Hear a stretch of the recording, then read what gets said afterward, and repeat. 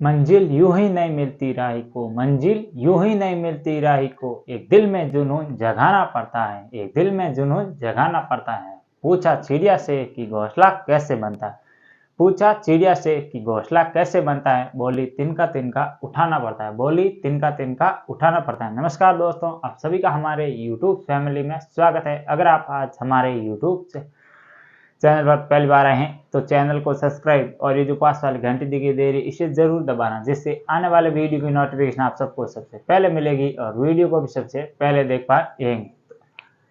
आज है 2 दिसंबर 2023 और today current affair episode number ये है हमारा 153वां। अगर आपने पिछला एक भी एपिसोड नहीं देखे तो वो भी जरूर देख लेना, और उसमें मैंने आप सभी के लिए most important current affair plus static GK के फैक्ट भी कवर कराए। और इसके अलावा आपको बता दें कि हमारे जो शॉर्ट वीडियो आते हैं तो आप वो भी देख सकते हैं और अपनी तैयारी बेहतर कर सकते हैं। और इसके अलावा आप हमें फेसबुक पेज पर, फेसबुक आईडी पर और इसके अलावा इंस्टा आईडी पर भी फॉलो कर सकते हैं। वहाँ पर भी मैं इंपॉर्टेंट जो करंट अफेयर के फैक्ट है वो अपलोड करता रहता हूँ। उनका लिंक आपको कमेंट बॉक्स में मिल जाएगा या फर्स्ट कमेंट में मिल जाएगा, ये भी आप सभी को ध्यान रखना है।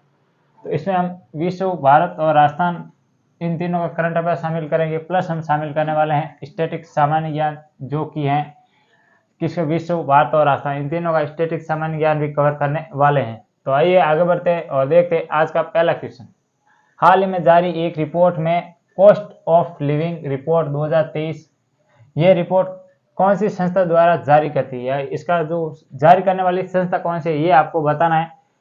तो रिपोर्ट कौन सी है, रिपोर्ट का नाम है कॉस्ट ऑफ लिविंग रिपोर्ट। इसका ये मतलब है कि आप जिस शहर में रहते हैं वो मतलब कौन सा शहर सबसे अधिक महंगा शहर है, जो इसकी दृष्टि से मतलब इस रिपोर्ट की दृष्टि से टॉप रहा है, तो वो मैं बताऊंगा। पहले ये बता देता हूँ कि रिपोर्ट कौन सी संस्था द्वारा जारी की जाती है। तो ऑप्शन ए है वो है EIU, ऑप्शन बी है WB मतलब वर्ल्ड बैंक, और ऑप्शन सी है UNO यूनाइटेड नेशन ऑर्गेनाइजेशन, और जो ऑप्शन डी है वो IMF इंटरनेशनल मॉनेटरी फंड। तो इसका क्या आंसर होगा, ये होगा ऑप्शन नंबर जो ए दिख रहा है आपको, कौन सा, EIU। इसकी क्या फुल फॉर्म होती है ये आपको कमेंट बॉक्स में बतानी है, और इस संस्था का मुख्यालय कहाँ पर है ये भी दो आपको कमेंट बॉक्स में बताना है। और इसके अलावा आपको बता दो कि इस रिपोर्ट में टॉप पर फर्स्ट और सेकंड रैंक कौन पर रहा है। तो हर साल इस रिपोर्ट में टॉप पर सिंगापुर हमेशा रहता है, पर इस बार सिंगापुर के साथ एक और मतलब शहर है वो भी टॉप पर रहा है। तो उसका क्या नाम है, तो वो है ज्यूरिक। तो ये ज्यूरिक शहर है, ये भी टॉप पर रहा है। और आपको बता दें कि ज्यूरिक में किसका मुख्यालय है, तो फीडे का मुख्यालय कहाँ पर है, ज्यूरिक के अंदर, ये भी आप सभी को ध्यान रखना। और ऐसे देखे तो मतलब दक्षिण एशिया के दो शहर है जो मतलब इस टॉप 10 की सूची में रहा है। तो नंबर 1 पर तो ये सिंगापुर है, और जो टॉप 10 पर है वो कौन सा देश जो मतलब शहर रहा था वो अमेरिका का बीजिंग शहर है, वो मतलब इसी टॉप 10 सूची में रहा है, ये आपको ध्यान रखना। और इसके अलावा जो मैंने एडवांस फैक्ट बताए वो भी आप सभी को ध्यान रखना है। आइए आगे बढ़ते हैं, देखते हैं आज का दूसरा क्वेश्चन। हाल ही में चल रहे COP 18 सम्मेलन किस स्थान पर आयोजित हो रहा है, आपको ये बताना है कि जो कि कॉप की फुल फॉर्म क्या होती है, कॉन्फ्रेंस ऑफ पार्टी, ये इसकी फुल फॉर्म होती है। और इसका जो ये हाल ही में नवीनतम संस्करण है कौन सा, 28वां। तो इस जो ये सम्मेलन हो रहा है ये किस स्थान पर आयोजित हो रहा है, आपको वो स्थान बताना है। ऑप्शन ए वो है UAE, ऑप्शन बी है USA, ऑप्शन सी है भारत, और ऑप्शन डी है मिस्र। तो कहाँ पर आयोजित किया जा रहा है COP 18, कॉप जो मतलब 28 है 28वां, ये कहाँ पर, तो ये किया जा रहा है UAE के अंदर। ये भी आप सभी को ध्यान रखना है, UAE की अबू धाबी, वहां पर इसका आयोजन किया जा रहा है। और इसके अलावा और देखें तो COP जो 27 था, COP 27, इसका आयोजन कहाँ पर किया गया, तो इसका किया गया था अल शेख जो स्थान है वो मिस्र, वहां पर किया गया, जो पिछले साल किया गया था। और इसके अलावा भारत में कौन सा COP किया गया था, आयोजित एक बार हुआ था भारत में, एक बार COP कौन सा, 8वां हुआ था, और 2002 के अंदर इसका आयोजन किया गया, ये भी आप सबको ध्यान रखना। और इसके अलावा और देखें तो COP फेस्ट कहाँ पर हुआ था, तो बर्लिन में हुआ था COP फेस्ट, ये भी ध्यान रखना। और कब हुआ था, तो 1995 को हुआ था, ये भी आपको ध्यान रखना है। तो ये था दूसरा क्वेश्चन। आइए आगे बढ़ते और देखते हैं आज का तीसरा क्वेश्चन। हाल ही में किस भारतीय महिला को फ्रांस का जो सर्वोच्च सम्मान है, इसका क्या नाम है, फ्रांस का जो सर्वोच्च सम्मान है उसका, तो ऑर्डर ऑफ द नायर, या इसका क्या नाम है, order of the Nair, of the Nair, ये इसका फुल फॉर्म है, मतलब इसका नाम है जो फ्रांस का जो सर्वोच्च सम्मान है। और हाल ही में किस मतलब भारतीय महिला को दिया जाने या किसे दिया गया, तो ऑप्शन ए वो है अर्शिया सतार, और ऑप्शन बी है मोहम्मद नरगेशी, ऑप्शन सी है शेख हसीना, और ऑप्शन डी एफ नायर मतलब फाल्गुनी नायर। तो किसे दिया गया, तो ये दिया गया ऑप्शन नंबर 2 आपको ए दिख रहा है, अर्शिया सतार। इसको ये भारतीय महिला है, इनको ये फ्रांस का जो सर्वोच्च सम्मान है ऑर्डर ऑफ द नायर कह सकते हैं, या इसका नाम कुछ और है, आपको इतना ऑर्डर ऑफ द नायर ध्यान रखना। तो ये दिया गया 2023 का।